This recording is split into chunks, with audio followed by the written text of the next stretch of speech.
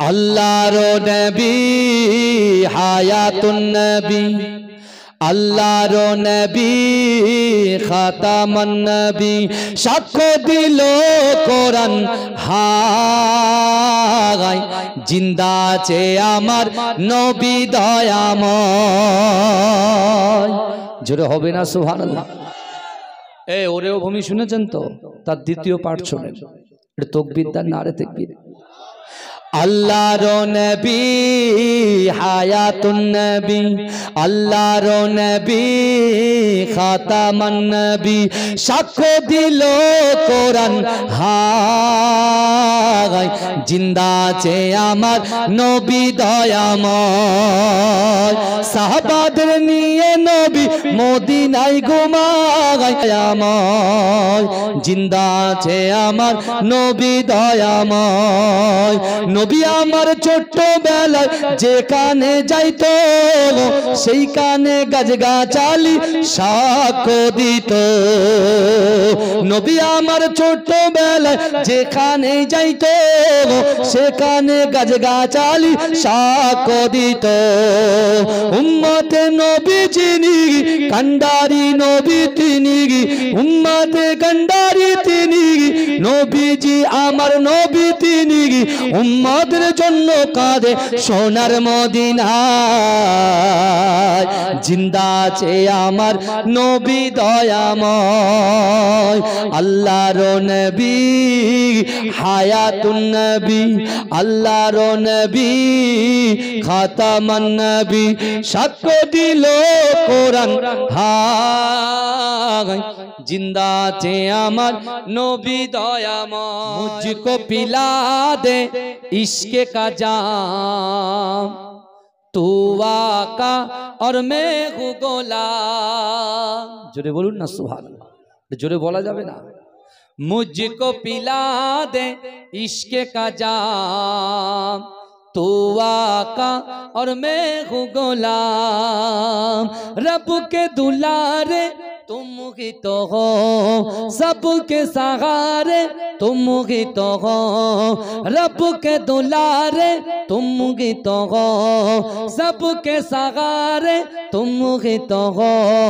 आए नबी जितने दुनिया में सबसे प्यारे तुम ही तो हो, भेज खुदा ने तुमको सलाम, तू आका और मैं हूँ गुलाम। मुझको पिला दे इश्क़ का जाम, तू आका और मैं हूँ गुलाम। डूबा सूरज वापस पलटे और सजर आ जाए चल के, तुम जो चाहो ओ हो जाए, पल में क्या से क्या हो जाए, अल्लाह जाने तेरा मकाम, तू आका और मैं हूँ गुलाम। मुझको पिला दे इश्क़ का जाम, तू आका और मैं हूँ गुलाम। सिदरा पे जाके प्यारे नबी से, बुलबुल सिदरा बोल नबी से, आगे गए तो जल जाओगे, आप अकेले जागेगा कहाँ से, हर से बरी पे तेरा कयाम, तू आका और मैं हूँ गुलाम। मुझको पिला दे इश्क़ का जाम, तू आका और मैं हूँ गुलाम। अल्लाह আমার মরণ যদি হয় সোনার মদিনায়, আমার দাফন যদি হয় সোনার মদিনায়, ওই মদিনার ধুলাবালি লাগবে আমার গায়। আমার মরণ যদি হয় সোনার মদিনায়, কত হাজি কেঁদে কেঁদে বলে দয়াময়, মৌত আমার হয় যেন নবী যেতা তার কত হাজি কেঁদে কেঁদে বলে দয়াময় মওত আমার হয় যেন নবী যে তার সুপারিশ পেলে পরে তার সুপারিশ পেলে পরে জান্নাত নসিব হয় আমার মরণ যদি হয় সোনার মদিনায় আমার দাফন যদি হয় সোনার মদিনায় রওজা নবীর দেখলে পরে প্রাণটা ভরে যায় নয়ন যুগল স্রোজরে পলক ভিজে যায় রওজা নবীর দেখলে পরে প্রাণটা ভরে যায় নয়ন যুগল স্রোজরে পলক ভিজে যায় মনে আমার আশা জাগে মনে আমার আশা জাগে দিদার যেন হয় আমার মরণ যদি হয় সোনার মদিনায় আমার দাফন যদি হয় সোনার মদিনায় ওই মদিনার ধুলা বালি লাগবে আমার গায় আমার মরণ যদি হয় সোনার মদিনায় আমার দাফন যদি হয় সোনার মদিনায় সোনার মদিনায় গিয়ে চুম্ব নবীর পায় সালাম আমি দেব গিয়ে নবীজির রওজায় সোনার মদিনায় গিয়ে চুম্ব নবীর পায় সালাম আমি দেব গিয়ে নবীজির রওজায় নিরালায় কাঁদব ওই দিন নিরালায় কাঁদব ওই দিন খোদারি কাবায় আমার মরণ যদি হয় সোনার মদিনায় আমার দাফন যদি হয় সোনার মদিনায় ওই মদিনার ধুলা বালি লাগবে আমার গায় আমার মরণ যদি হয় সোনার মদিনায় আল্লাহুম্মা তুমি নূরে আলা নূরুল খুদা নূরে মুহাম্মদ ওই নাম ধরিয়া পড়লে দরুদ লাগে মনে সাদ ওই নাম ধরিয়া পড়লে দরুদ লাগে মনে সাদ তোমার নামের দরুদ দুলে দুলে গাইছে নানান ফুল ওমর গুনগুনিয়ে পড়ছে দরুদ মুহাম্মদ রাসূল জোরে বলুন না সুবহানাল্লাহ তোমার নামের দরুদ দুলে দুলে গাইছে নানান ফুল ওমর গুনগুনিয়ে পড়ছে দরুদ মুহাম্মদ রাসূল তোমার নূরের আলোয় তোমার নূরের আলোয় চন্দ্র তারা জ্বলছে সারা রাত ওই নাম ধরিয়া পড়লে দরুদ লাগে মনে সাদ ওই নাম ধরিয়া পড়লে দরুদ লাগে মনে সাদ তুমি হাসর মাঠে তুমি হাসর মাঠে করো মোদের একটু সাফায়াত ওই নাম ধরিয়া পড়লে দরুদ লাগে মনে সাদ ওই নাম ধরিয়া পড়লে দরুদ লাগে মনে সাদ তোমার ইশকে নবী পাগল হলো তামাম সৃষ্টি কোন তোমার উম্মত হয়ে ধন্য হলো তামাম মাখলুক জোরে হবে না সুবহানাল্লাহ তোমার ইশকে নবী পাগল হলো তামাম সৃষ্টি কুল তোমার উম্মত হয়ে ধন্য হলো তামাম মাখলুক তুমি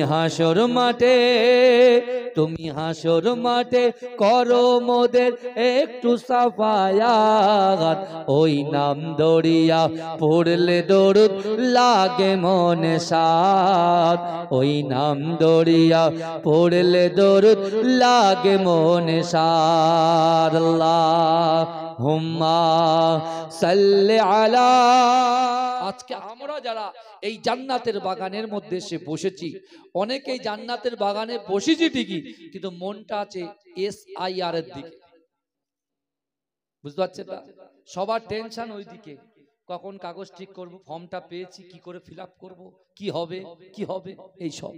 কিন্তু ভাইজান একটা কথা বলি, দেশকে ভালোবাসা হচ্ছে ইমানের অঙ্গ। দেশকে ভালোবাসা ইমানের অঙ্গ। আমার মনে হয় আমাদের যারা এই দেশে জন্মগ্রহণ করেছি, আমার বাপ দাদা 14 গোষ্ঠী যারা এই দেশে জন্মগ্রহণ করেছেন, তাদের কোনো চিন্তার কোনো কারণ নাই, ডরারও কোনো ব্যাপার নয়। বুঝতে পারছেন না? পেপারস কথা বলবে, বুঝতে পেরেছেন?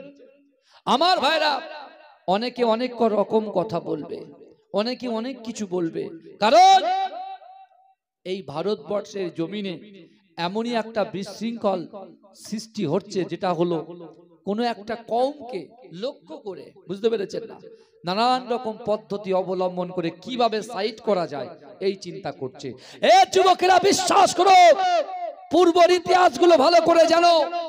আমার আপনার নবী হায়াতুন নবী, নূর নবী, ইমামুল হুদা, নুরুল আলা নূর, নূরে মুজাসসাম, রাসূল আকরাম জনাবে মুহাম্মদ মুস্তাফা সাল্লাল্লাহু আলাইহি ওয়াসাল্লামের দাদু আব্দুল মুত্তালিব।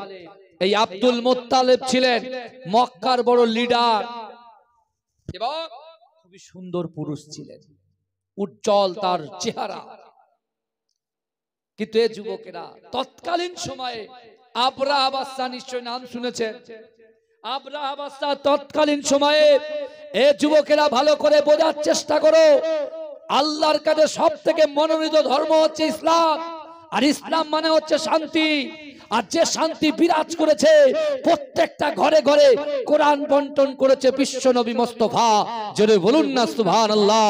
সেই বিশ্ব নবী হায়াতুন নবী জনাবে মুহাম্মদ রাসূলুল্লাহ সাল্লাল্লাহু আলাইহি ওয়াসাল্লাম শুরু ইসলামে জাহেলিয়াতের যুগে, যখন মানুষগুলো উশৃঙ্খল ছিল, মানুষগুলো মানুষ ছিল না, সেই সকল মানুষগুলোকে, সেই সকল উশৃঙ্খল ব্যক্তিগুলোকে আল্লাহর রাসূল কোরআন পড়ে শুনিয়েছে, তাদের কড়া দিলটাকে নরম করেছে, নরম করিয়ে দিয়ে যার ঠিকানা ছিল জাহান্নামী, আল্লাহর রাসূল তাকে মোহাব্বত করে ভালোবেসে তার নরম দিল দিয়ে, তার নম্রতা, ভদ্রতা, হৃদ্রতা, মিষ্টতা দিয়ে ওই জাহান্নামীকে জান্নাতের রাস্তা দেখিয়ে দিয়েছে। জোরে বলুন না সুবহানাল্লাহ।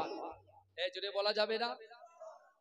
আমি আপনি যে কারনামা করছি, আল্লাহ কোরআনে বলছেন, বান্দা ওহুয়া মাআকুম আইনামা কুনতুম, আল্লাহ বলছো বান্দা তোমরা যেখানে আমি আল্লাহ সেখানে। এ যুবকেরা বিশ্বাস করো, তাই আমি আজকে আমার যুবকদেরকে বলে যাই, আজকে দিনে আপনি যে নিয়ত করবেন, আজকে দিনে যে আশা আকাঙ্ক্ষা ইচ্ছা আপনার কলিজার মধ্যে থাকবে, অবশ্যই ওই ইচ্ছা, ওই আশা, ওই আকাঙ্ক্ষা আল্লাহ পূরণ করবে। কিন্তু আপনার ভিতরে আল্লাহর ভয় থাকতে হবে, রাসূলুল্লাহর মহব্বত থাকতে হবে, নামাজের প্রতি মহব্বত ভালোবাসা থাকতে হবে। কারণ যতই যদি আমরা আল্লাহর ভয়, রাসূলুল্লাহর মহব্বত, নামাজে যদি মহব্বত করতে পারি, দুনিয়ার জমিনে যতই জালিম সরকার আসুক না কেন, জালিম বাদশা আসুক না কেন, আমাদেরকে এক চুল পরিমাণে ক্ষতি করতে পারবে না। জোরে বলে, ক্ষতি করতে পারবে না। কারা ক্ষতিগ্রস্ত হবে বলেন তো? আমি একটুখানি বলি, ভালো করে শুনেন, শুনবেন তো নাকি? বলার পরিবেশ থাকার দরকার তো নাকি বলেন? 7টা 7:30টার সময় আর কি জলসা হবে? এরা সব 10টার পরে বসবে আমি জানি, কিন্তু কিছু করার নেই। আমি 9টা 20 পর্যন্ত থাকবো, কারণ এখান থেকে আমাকে যেতে হবে সেই আপনার কি বলে, আপনার ওই পোলেরহাট বাজার, ওখানে যাব। ওখানে আমার পীরজাদা মিনাজ সিদ্দিকী ভাইজান হুজুর কেবল আলোচনা করছেন, অলরেডি মনে উঠে গিয়েছেন। তারপর ওখানে গিয়ে আমি ধরবো 10:30 আমার টাইম, বুঝতে পেরেছেন না? আমার সোনার ভাইরা ভালো করে শোনেন। তা আল্লাহর রাসূলের দাদু নাম কি বললাম? Abdul Muttalib. বাবাজি আজকে একটু অন্যরকম ওয়াজ হবে, অসুবিধা নেই তো? কেন বিওলো, আমি নিজেও বিওলো, বুঝতে পেরেছেন? ব্লক লেভেল অফিসার আমি হয়েছি। সারাক্ষণ ফর্ম ফিল আপ আর কি, ফর্মগুলো বিলতে এসছি, বুঝতে পেরেছেন? তাহলে গাড়ির 5টার সময় বাড়িতে এসছি, বাড়িতে এসে ঢুকে গিয়েছি গাড়িতে, সোজা গাড়ি নিয়ে চলে এসছে। হেঁটে কত একটা ফর্ম দিচ্ছি, এর যোগাযোগ আমার এখানে কি হবে? নানার নাম হবে না, নানির নাম হবে না, শ্বশুরের নাম হবে না, শাশুড়ির নাম হবে। এই সওয়াল জবাব করতে করতে ভাই 5টা পর্যন্ত কেটে গেছে। অলরেডি আমি ওখানে 7 ঘন্টা জলসা করে এসছি মানুষের সাথে, বুঝতে, কথা বলে এসছি। আপনাদের কাছে করজন্য অনুরোধ করবো ভাইজান, আমি কাউকে বসতে বলবো না, যে যেখানে আছেন কথাগুলো শুনে যাবেন, আর কিছু না। কথাগুলো শুনে যাবেন, আর এখান থেকে যে জিনিসটাকে তোমার ভালো লাগবে সেটা তুমি পালন করবে, আর কিছু দরকার নাই। ভালো করে শোনো। আজকে যেমন আমরা আতঙ্কিত, কি হবে, বাংলাদেশ চলে যাব, অমুক জায়গায় যাব, তমুক জায়গায় যাব, আর এই তো ঘোড়াডাঙ্গা বর্ডার পাশেই, বুঝাচ্ছেন না? এমনি তো সব খালি হয়ে গেছে, যাদের যাওয়ার তারা সব বেরিয়ে গেছে অলরেডি, বুঝতে পেরেছেন? আর যাদের কলিজায় জোর আছে তারা এখন রয়েছে, কারণ কারণ এখন তো পেপারস কথা বলবে, বুঝতে পারছেন না? কিন্তু আমার বাবাজিরা ভালো করে শোনে, পূর্বের ইতিহাসের কথা একটু বলে যায়। রাসূলুল্লাহ দাদু আব্দুল মুত্তালিবের আল্লাহ পাক রব্বুল আলামিন মক্কার লিডার আল্লাহ মনোনীত করেছিলেন, এবং সেই লিডারের কাছে প্রচুর উট ছিল, প্রচুর দুম্বা ছিল। এদিকে কাবা শরীফটা ভাঙার জন্য, এই আল্লাহর ঘর কাবা বাইতুল্লাহ, ওই কাবা বাইতুল্লাহ শরীফটা ভাঙার জন্য আবরাহ বাদশা তার উজিরকে পাঠালো যে যাও মক্কার জমিনে চলে যাও, মক্কাতে গিয়ে দেখো, কারণ মক্কা তো ইহুদিরাও তওয়াফ করেছে। এই আল্লাহকে কিন্তু আবু জেহেল আবু লাহাব এরা কিন্তু আল্লাহকে মানতো, ওই জন্য তারাও তওয়াফ করতো, উলঙ্গ হয়ে তওয়াফ করতো, বুঝলেন? গায়ে কিছু থাকতো না। তওয়াফ করার পরে ফিরে এসে আল্লাহকে বলছে আল্লাহ আমাকে ক্ষমা করে দাও। তা আল্লাহ বলছে জিবরাইল, এই যে এরা উলঙ্গ হয়ে আমার কাবা বাইতুল্লাহ শরীফটা তওয়াফ করছে, এরা যদি এসে যদি না বলতো আল্লাহ ক্ষমা করে দাও, তা আমি এদেরকে ছাড়কার করে দিতাম। ওরা যখন ক্ষমা চেয়েছে তাই আমি আল্লাহ তাকে ক্ষমা করে দিয়েছিলাম। জোরে বলুন, জোরে বলবেন না? নাহলে তারা গজবের মধ্যে পড়তো। তাহলে আপনি চিন্তা করুন তো, আমরা তো কালেমা পড়েছি লা ইলাহা ইল্লাল্লাহ মুহাম্মাদুর রাসূলুল্লাহ, আর মা যেমন তার সন্তানকে ভালোবাসে, মায়ের থেকে 70 গুণ বেশি আল্লাহ তার বান্দাকে ভালোবাসে। জোরে বলবেন না? আমার ভাইজানেরা, এ নবী পাকের উম্মত উম্মতিরা, এ নবী দেবানারা, একটু ভালো করে বোঝার চেষ্টা করেন। বিশ্ব নবীর দাদু আব্দুল মুত্তালিব মক্কার লিডার, কিন্তু না না না, আবরাহ বাদশা উজিরকে পাঠিয়েছে, যাও যাও যাও মক্কার মানুষদেরকে দেখে এসো তারা কত শক্তিশালী। আমি যখন কাবা বাইতুল্লাহ শরীফটা ধ্বংস করতে যাব, মক্কার মানুষরা যদি আমাকে আক্রমণ করে তাদের শক্তিটা কতটা একটু ভালো করে দেখে এসো। এ যুবকেরা, এ নবী পাকের উম্মত উম্মতিরা, আবরাহ বাদশার উজিররা সকলে মক্কার জমিনে প্রবেশ করলেন।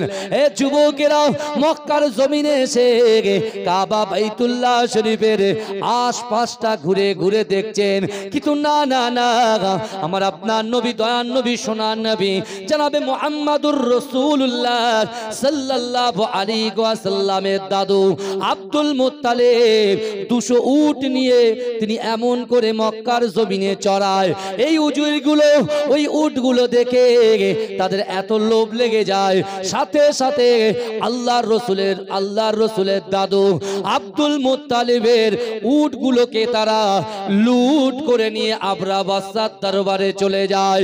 এ যুবকেরা, হে নবী পাকের উম্মত উম্মতিরা, আমার রাসূলুল্লাহ দাদু এত মনটা নরম ছিল, এত দাতা ছিল, এত দানি ছিল, এত নরম মানুষ ছিল, এত সুন্দর মানুষ ছিল, তিনি কোনো ভ্রুক্ষেপ করলেন না। তিনি এমন করে, আল্লাহ যে কোরআনে বলেছে বান্দা ইন্নাল্লাহা মা'আস সাবিরিন, তোমরা সবর করো, ধৈর্য ধরো, আর আমি আল্লাহ পাক ধৈর্য এবং সবরকারীদের সঙ্গে থাকি। জোরে বলুন না সুবহানাল্লাহ। এটা জোরে বলা যাবে না, না রে দেখবে আল্লাহ বলছে আমি যারা সবর করে তাদের সাথে আমি থাকি। রাসূলুল্লাহ দাদু কিচ্ছু বলেননি, কিন্তু মক্কার লিডার আল্লাহ অগাধ দিয়েছে, অগাধ দিয়েছে। রাত যায় দিন আসে, দিন আসে রাত যায়, এমন চলতে চলতে চলতে চলতে এখন আবরাহ বাদশা হস্তি বাহিনী রেডি করে ফেলেছে, বুঝতে পেরেছেন? হাতি, পুরো বিশাল বড় বাহিনী তিনি বিশাল আকারে রেডি করেছে। অ্যাটাক করবে কোথায়? আল্লাহর ঘর, আমাদের কিবলা, আমাদের কাবা, আমাদের কিবলা। আজকে যে কাবার দিকে তাকিয়ে আমরা কেউ 30 বছর নামাজ পড়েছি, 15 বছর নামাজ পড়েছি, 40 বছর 50 বছর ধরে কাবা শরীফকে না দেখে কাবা শরীফের দিকে ফিরে নামাজ পড়েছি। এ কথা ঠিক না ভুল? কথা বলেন।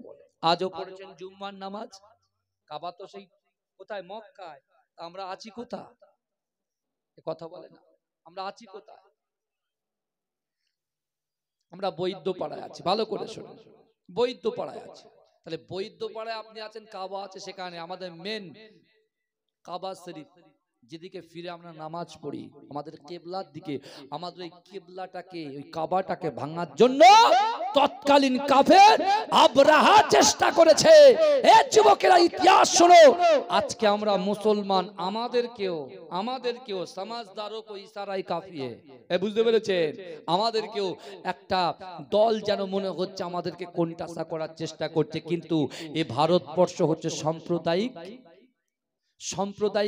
ভারতবর্ষ নয়, এটা সম্প্রীতির ভারতবর্ষ। এখানে জাতি ধর্ম বর্ণ নির্বিশেষে সকলে আমরা কাঁধে কাঁধ মিলিয়ে বাস করি। যারা আমরা কলেজে পড়েছি, আমাদের সঙ্গে অনেক হিন্দু বন্ধু ছিল, খ্রিস্টান বন্ধু ছিল। আমার একটা বন্ধু ছিল, আমি বিএড করছিলাম, হেনরি, খ্রিস্টান ছিল হেনরি, তার এত দয়া সে বলা যাবে না, বুঝতে পেরেছেন। আর একজন, আমরা একসাথে তিনজন থাকতাম, মিডিলে আমি থাকতাম, অমিত বলে একটা ছেলে, সেই স্কুল টিচার, বুঝলেন, হ্যান্ড দিয়ে সেও স্কুল টিচার, সে একটা কলেজের ক্লার্ক, বুঝলেন। আর মাঝখানে আমি রাকিবুল আজিজ, তিনজন একসাথে একই ঘরে থাকতাম পান্ডুয়াতে, বুঝতে পেরেছেন। কিন্তু এখন হঠাৎ করে এমনই একটা হলো যেন ওর সাথে আমার কথা বলতে ভয় লাগছে, ও আমার সাথে কথা বলতে ভয় লাগছে। কিন্তু এই যুবকেরা, দয়া করে আমি আপনাদেরকে বলে যাই, পূর্বের ইতিহাসটা শোনেন, তাহলে বুঝতে পারবেন।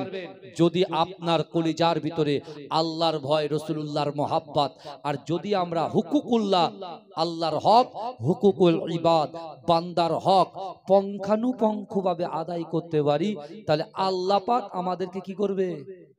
এইসব জালিম সরকারের হাত থেকে আমাদেরকে বাঁচিয়ে দেবে, জোরে বলেন। এখন হস্তি বাহিনী যখন আবরাহা বাদশা রেডি করেছে, রেডি করার পরে আবার আবরাহা বলছে, এবারে লাস্ট দেখা দেখে এসো, শেষ দেখা দেখে এসো, যে যাও মক্কার অবস্থাটা কি আছে, আর মক্কার যে লিডার, সেই লিডারকে একটু আমার কাছে ডেকে নেবে, যে বাদশা তোমাকে তলব করেছে, ডেকেছে। আমার ভাই জানেরা, এ নবী পাকের উম্মত উম্মতিরা, এ নবী দেবানারা, আবরাহা বাদশার উজির গুলো মক্কা নগরে প্রবেশ করলেন। এ যুবকেরা, এ নবী পাকের উম্মত উম্মতিরা, বিশ্বাস করেন আমার আল্লাহ পাক রব্বুল আলামিন পবিত্র কালামুল্লাহ শরীফের মধ্যে আল্লাহ পাক পরিষ্কার ভাবে জানিয়ে দিয়েছেন, ওয়াত্তিন ওয়াজ-যাইতুন ওয়া তুরি সিনিন ওয়া হাযাল বালাদিল আমিন লাকাদ খলাকনাল ইনসানা ফি আহসানি তাকওয়িম, জোরে বলুন সুবহানাল্লাহ। এ যুবকেরা, হে নবী পাকের উম্মত উম্মতিরা, আমার আল্লাহ পাক এই সূরা 3 এর ভিতরে 4টে কসম খেয়েছে, 4টে কসম। এ যুবকেরা, একটু ভালো করে বোঝার চেষ্টা করো। এই দুনিয়ার জমিনে আমরা ভাই ভাইকে বলি ও টেরা, ভাই ভাইকে বলি ও কালো, ভাই ভাইকে বলি খোড়া, ভাই ভাইকে বলি বেকা। কিন্তু না না না, ও মায়েরা, বোনেরা, যুবকেরা, আমি আপনার পীরের আওলাদ বলে দিয়ে যায়, না না না, আল্লাহর মখলুক কখনো খারাপ হতে পারে না। আল্লাহর মখলুক কখনো খারাপ হয়? আমাদের মখলুক সৃষ্টি করেছেন কে? জোরে বলেন, জোরে কথা বলেন। মখলুক সৃষ্টি করেছে কে? ইনসান সৃষ্টি করেছে কে? আল্লাহ সৃষ্টি করেছে। তা আল্লাহ আমাদের সৃষ্টিকর্তা, আর আল্লাহ যদি আমাদেরকে সৃষ্টি করে, তা আল্লাহ সৃষ্টি কখনো খারাপ হতে পারে? দুনিয়ার বান্দা আমরা বিবেচনা করি, থাক, বুঝতে পারছেন না? কিন্তু আল্লাহ কি বলছেন? কোরআনের ভিতরে 4টে কসম খেলেন, কি? ওয়াত্তিন, আল্লাহ ডুমুরের কসম খেলেন, জলপাই ডুমুরের কসম খেলেন, ওয়াজ-যাইতুন, জাইতুন তেলের কসম খেলেন। এই শুনছেন, জাইতুন তেল খেতে খুব ভালো, খেলে কি বলেন তো গায়ে এনার্জি থাকে, খুব সুন্দর, মক্কা আরবিয়ানরা খায়। ওয়া তুরি সিনিন, আল্লাহ সিনাই তুর পাহাড়ের কসম খেলেন, যে তুর পাহাড়ে মুসা আলাইহিস সালাতু ওয়াস সালাম আল্লাহর সঙ্গে কথোপকথন করতেন, বাক্য লাভ করতেন, জোরে বলবেন না। ওয়া হাযাল বালাদিল আমিন, আল্লাহ পাক নিরাপদ শহর মক্কা নগরীর কসম খেলেন, জোরে বলেন। আল্লাহ কটা কসম খেলেন? 4টে। লাস্ট যে কসমটা খেলেন কিসের? নিরাপদ মক্কা নগরীর কসম, জোরে বলেন। মক্কা কিন্তু সব সময় কি নিরাপদ, জোরে বলেন, ভালো করে আজ বুঝবেন। আমার ভাই জানেরা, এ নবী পাকের উম্মত উম্মতিরা, এ নবী দেওয়ানারা, ওই সময় আবরা বাদশার উজিরেরা মক্কা নগরে প্রবেশ করলেন। মক্কায় গিয়ে বললেন, এ মক্কার যুবকেরা, তোমাদের নেতা কে আছে? বলছেন, না না না, আমাদের নেতা হলো আব্দুল মুত্তালিব। বলে, চলো চলো, আবরা বাদশা আব্দুল মুত্তালিবকে তলব করেছে। এ যুবকেরা, এ নবী পাকের উম্মত উম্মতিরা, আমার আপনার নবী, দয়ান নবী জনাবে মুহাম্মাদুর রাসূলুল্লাহ সাল্লাল্লাহু আলাইহি ওয়াসাল্লামের শান মান ইজ্জত কে আল্লাহ পাক এত আলা করেছে। এ যুবকেরা, আব্দুল মুত্তালিবের ছেলে আব্দুল্লাহর গর্ভে, আব্দুল্লাহর উদরে অর্থাৎ মা আমিনার গর্ভে বিশ্বনবী দুনিয়ার জমিনে আসবে। আর সেই রাসূলুল্লাহ দাদুর ইজ্জত কে আল্লাহ কত আলা করেছে দেখেন।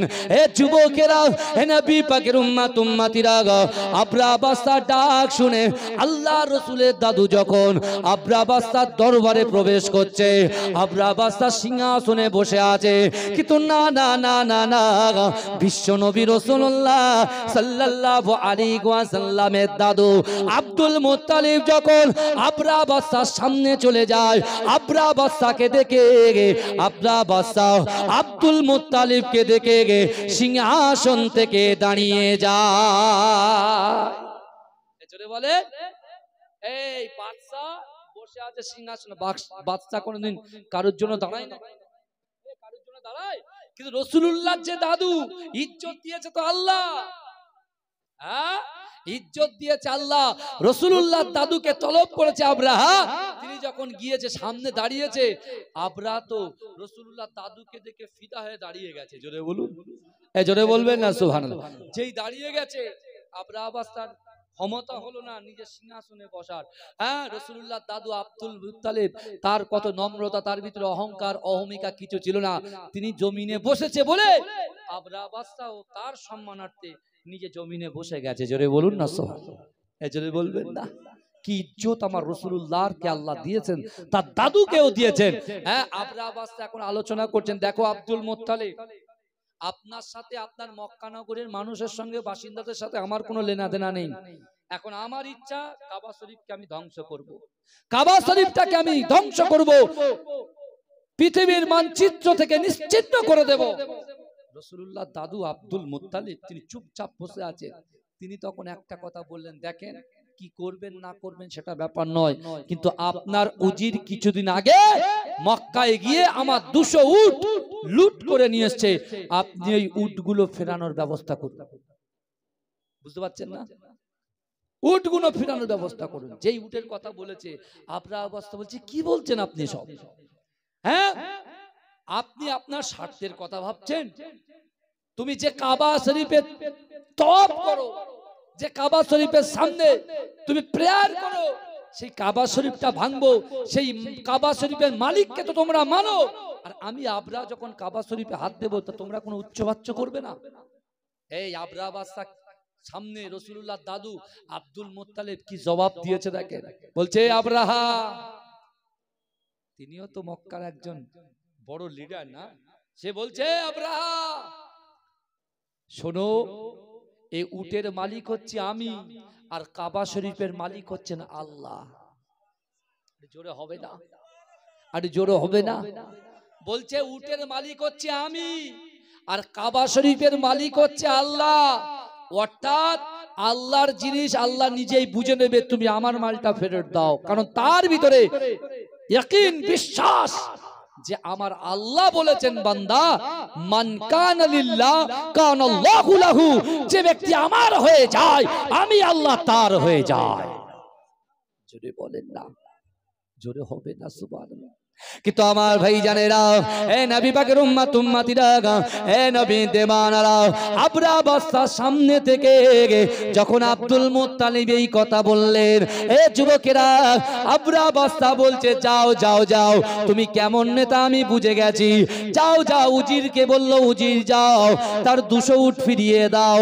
এ যুবকেরা, আল্লাহর রাসূলের দাদু আব্দুল মুত্তালিব কাবা বাইতুল্লাহ শরীফের পাশে গিয়ে অসার নয়নে ঝরঝর ঝরঝর করে কাঁদে। কাবা শরীফের আশপাশে থাকা মানুষগুলোকে বলে, যাও যাও যাও, তোমরা ওই পাহাড়ের পাদদেশে চলে যাও। আর তখন তিনি বললেন, না না, তোমরা মক্কাটাকে খালি করে দাও। আমি আব্দুল মুত্তালিব এই মক্কা ছাড়বো না। আমি মক্কার পাশে কাবা বাইতুল্লাহ শরীফের পাশে আমি দাঁড়িয়ে থাকবো। আমার বিশ্বাস, আমার আল্লাহ পাক রব্বুল আলামিন আবরাহা বাদশার হাত থেকে, হস্তি বাহিনীর হাত থেকে আমার আল্লাহ পাক কাবা শরীফকে নিরাপদ রাখবে। এ যুবকেরা, ওইদিকে আবরাহা বাদশা উট বাহিনী নিয়ে, হস্তি বাহিনী নিয়ে, হাতি বাহিনী নিয়ে কাবা শরীফটা অ্যাটাক করার জন্য আসে।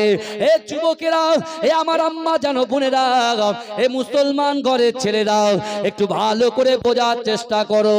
আমার রাসূলুল্লাহ এই পৃথিবীতে আসার ঠিক 50 থেকে 70 দিন আগে আল্লাহ পাক এই ঘটনা ঘটিয়েছিল। এ যুবকেরা ভাইরা, বিশ্ব নবী রাসূলুল্লাহ দাদু কাবা শরীফ ছাড়ে না।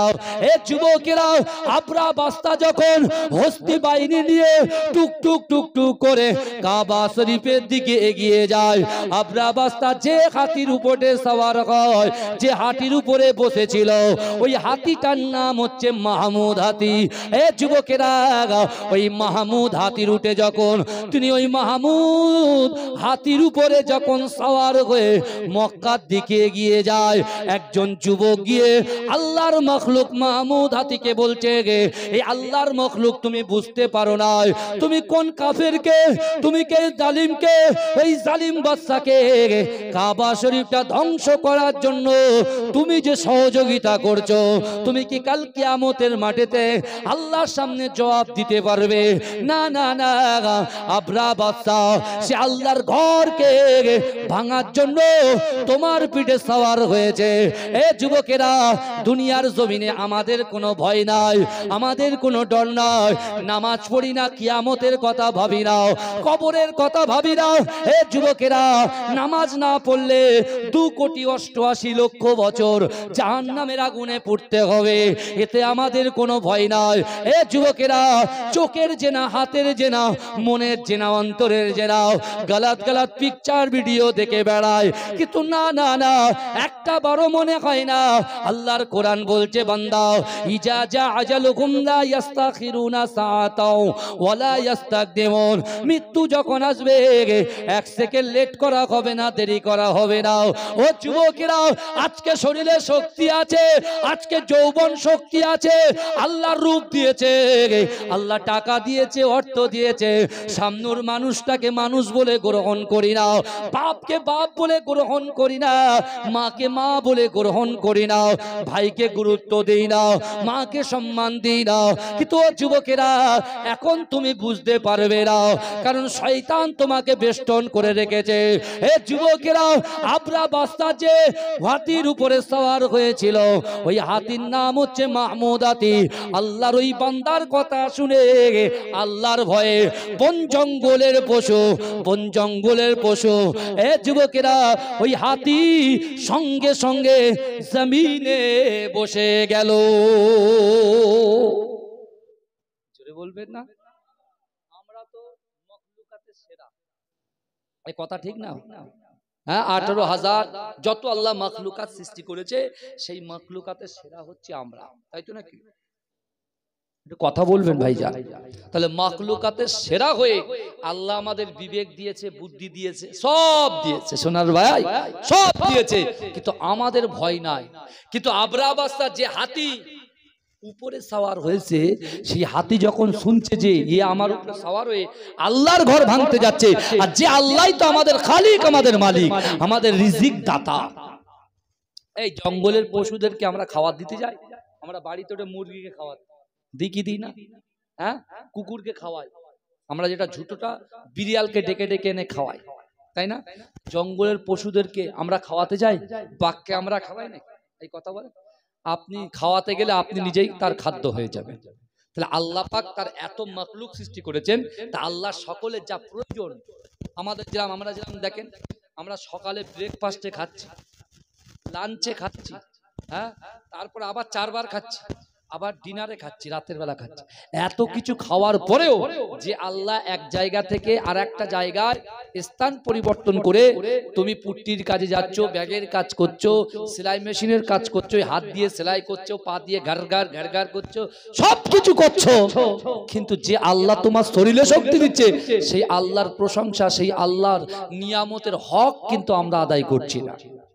মোবাইলের হক ঠিক আদায় করছি, মোবাইল কিনে ফেসবুক করছি, ফেসবুকের হক আদায় করে দিচ্ছি, বুঝতে পারছি, ইউটিউবের হক আদায় করছি, দেখছি তো কথা বলে না। চায়ের দোকানে চায়ের হক আদায় করে দিয়ে আসছি, কিন্তু মেন যে জায়গাটা আমাদের পুটলি করে নিয়ে যেতে হবে, দুটো জিনিস, ঈমান আর আমল। এই দুই জায়গায় আমরা মাইনাস, বাদ বাকি সব জায়গায় প্লাস। আর এই মাইনাস হচ্ছে বলে, এই শুনছেন, এইটা মাইনাস হচ্ছে বলে, ঈমান আমলে মাইনাস হচ্ছে বলে, সব জায়গায় প্লাস বলে এই সব বড় বড় সমস্যা আল্লাহ পাঠাচ্ছে। এবারে হিসেব কর, কেন সোজা আঙুলে যখন ঘি না ওঠে আঙুলটা আমরা বাঁকাই, কথা ঠিক না বল? একটা মানুষের কাছে প্রথমে বললো, ভাই আমার এত টাকা ধার দাও, দিলাম। ধার দেওয়ার পরে প্রথম দিন দেখাচ্ছে আমার পাশ দিয়ে ঘুরে পালাচ্ছে, যায় না, ভাই দাঁড়ায়, বলে হুজুর পরে হবে, বুঝতে পারছেন না? তারপরে যখন না হয় তখন কি হবে, পাড়ার নেতা কেতা যারা বেশ মাঠটা দিতে পারে তাদেরকে বলতে হবে, বুঝতে পারছেন? আর তাদের পকেটে যদি 500 টাকার নোট একটা গুঁজে দেওয়া যায়, ওকে হাইজ্যাক করে ঠিক টাকা আদায় করে। আবার টাকা দেবে 50,000 আপনি পান, তো আপনার কাছে 30,000 আসবে, 20,000 তার পকেটে চলে যাবে। হেসে সে বলবে, হুজুর করে দিলাম তো, পাচ্ছিলেন না, যা দিয়েছি নিয়ে দেন। এরা মাছেরা নাই, কথা বলে। কিন্তু আমার বাপেরা ভালো করে, মাহমুদ হাতি, একজন হাতি, সে বুঝে গেল যে আল্লাহ আমার সৃষ্টিকর্তা, আমি তাকে নিয়ে যাচ্ছি। যখন হাতিটা বসে গেল, আবরা বাদশার লোকেরা সেই হাতিটাকে প্রচুর প্রহার করতে লাগলো, এত প্রহার করলো যে তার গা থেকে ছিঁড়ে রক্ত গোস্তগুলো সব ঝরে ঝরে পড়ে যাচ্ছে। কিন্তু তার যখন মুখটা সিরিয়ার দিকে দিচ্ছে, হাতি ছুটতে লেগেছে। জোরে বলুন না সুবহানাল্লাহ, জোরে বলবেন না? কিন্তু আমার ভাইজানেরা, এ নবী পাকের উম্মত উম্মতিরা, এ নবী দেবানারা, আমার আল্লাহ পাক রব্বুল আলামিন মানুষকে ছেড়ে দেন না। আল্লাহ পাক রব্বুল আলামিন কখনো কখনো আমার আল্লাহ পাক মানুষকে একটু ধরে নেয়।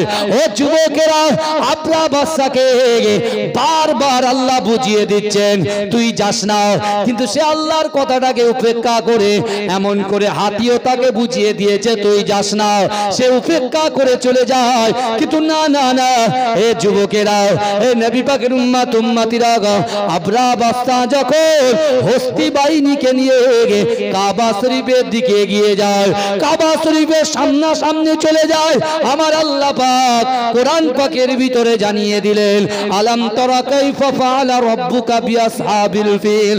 আমার আল্লাহ পাক রব্বুল আলামিন যাকে যাকে যাকে যাকে পাখির দলকে পাঠিয়ে দিয়ে তিনটে পাথর তাদের মুখে একটা দুটো পায়ে দিয়ে, এ যুবকেরা, ওই আবরা বাদশার হস্তি বাহিনীর উপরে ওই ঝাঁকে ঝাঁকে আসা পাখিগুলো তারা এমন করে পাথরগুলো তাদের গায়ে নিক্ষেপ করতে লাগলো। এ যুবকেরা, তাফসীরের মধ্যে এসেছে ওই পাথরগুলো ওই কাফেরদের যেখান থেকে ঢুকেছে তাদের নাড়ি বুড়ি বার করে দিয়ে আল্লাহ পাক তাদেরকে নিশ্চিহ্ন করে দিয়ে কাবা শরীফটাকে হেফাজত করেছে। জোরে বলেন না, এ জোরে বলা যাবে না সুবহানাল্লাহ, না রে দেখবে আল্লাহ পাক আবরা বাদশাকে নাস্তানাবুদ করে ছেড়ে দিয়েছে, ছারকার করে দিয়েছে, নিশ্চিহ্ন করে দিয়েছে। কিন্তু আমার সোনার ভাইরা, কারণ রাসূলুল্লাহ দাদুর ভিতরে একটা ইমানের পাওয়ার কাজ করছিল যে না, আল্লাহ পাককে যদি যারা মানবে আল্লাহর সাহায্য তাদের জন্য আসবে। জোরে বলেন। কিন্তু আজকের জমিনে আমি আপনি আমরা যারা এখানে উপস্থিত হয়েছি, আমার ভাইরা, আজকে আমাদের মনের কথা, ইচ্ছার কথা, আকাঙ্ক্ষার কথা, উদ্দেশ্যের কথা আপনি কার কাছে বলবেন বলেন তো? এটা কথা বলেন, কার কাছে বলবেন? আমার ব্যথা, আমার মনে ব্যথা, অর্থ নাই, সম্পদ নাই, ইজ্জত নাই, সম্মান নাই, আমরা কার কাছে বলবো ভাই?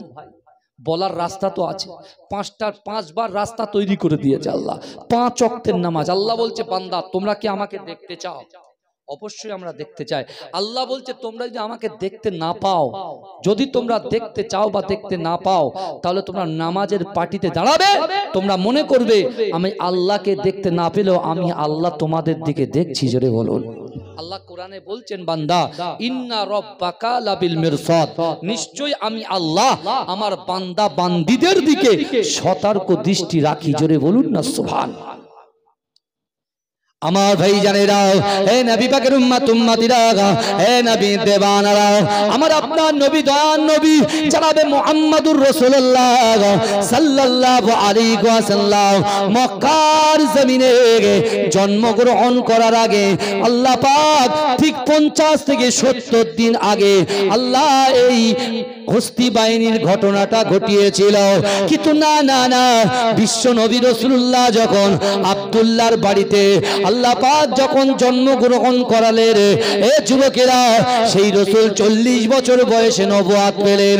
এ যুবকেরা, আমার আপনার নবী দয়ার নবী জনাবে মুহাম্মদুর রাসূলুল্লাহ সাল্লাল্লাহু আলাইহি ওয়াসাল্লাম 40 বছর আগে অর্থাৎ নবুয়ত পাওয়ার আগে মক্কার মানুষের নয়নের মণি ছিলেন, চোখের পুতুলে ছিলেন।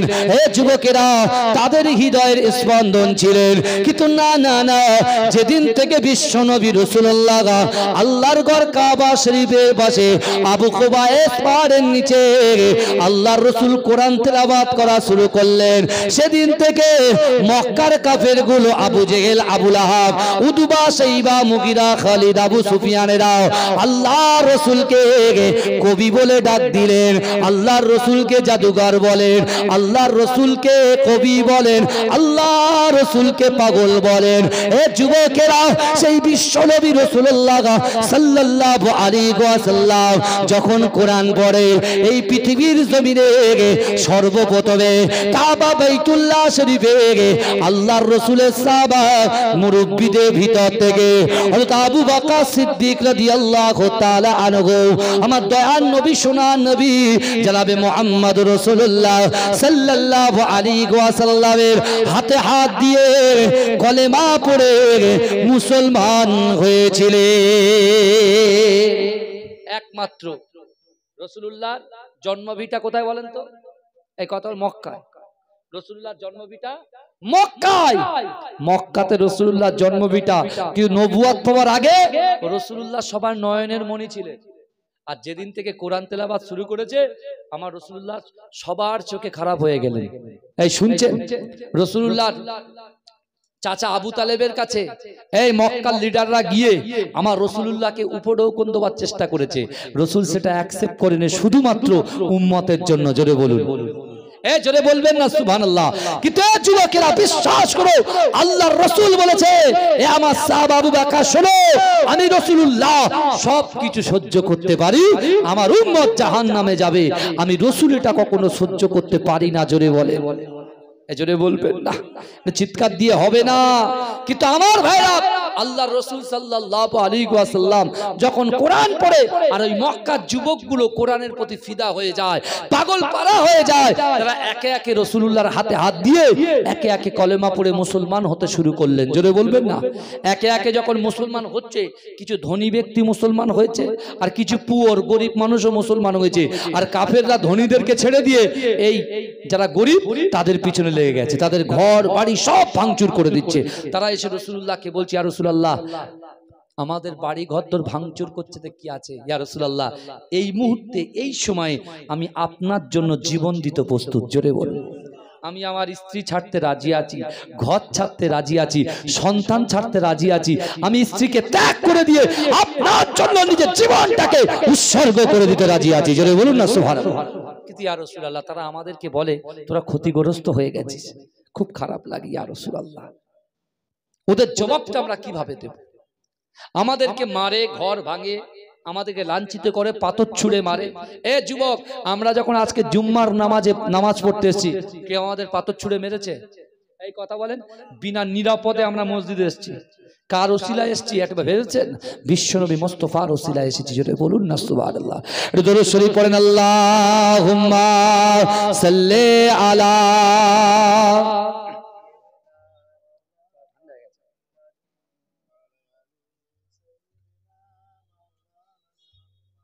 এই কারা কারা রাসূলুল্লাহকে ভালোবাসেন একটু হাত তোলেন তো। এই যুবক, ওখান থেকে হাত তুলতে হবে।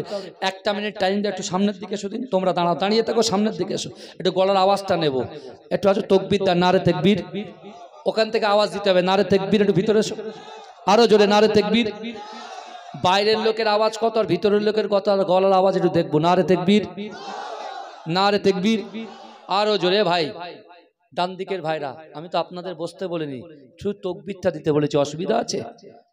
আল্লাহর রসুলের শানে বিয়াদবি করেছে, আই লাভ মোহাম্মদ বলেছো তো? এই আই লাভ মোহাম্মদ বলে রাস্তায় নেমেছো তো? নিজের বাড়ি পর্যন্ত ফ্যানার টাঙিয়েছো? তাহলে জোরে জোরে তাকবীর দেন, নারে তাকবীর, নারে তাকবীর। আমি যখন বলবো নারায়ে মুস্তাফা, আপনারা বলেন মারহাবা মারহাবা, হাত তুলে, হবে তো?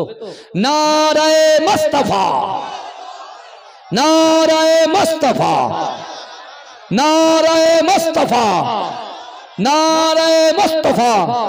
তোমার নেতা আমার নেতা বিশ্ব নবী মুস্তাফা, তোমার নেতা আমার নেতা, তোমার নেতা আমার নেতা, নারে তাকবীর। একটা জিনিস মনে রাখবে, রাসূল নিজে বলেছে লা ইউমিনু আহাদুকুম হাত্তা আকুনা আহাব্বা ইলাইহি মিন ওয়ালিদিহি ওয়া ওয়ালাদিহি ওয়ান নাস আজমাইন।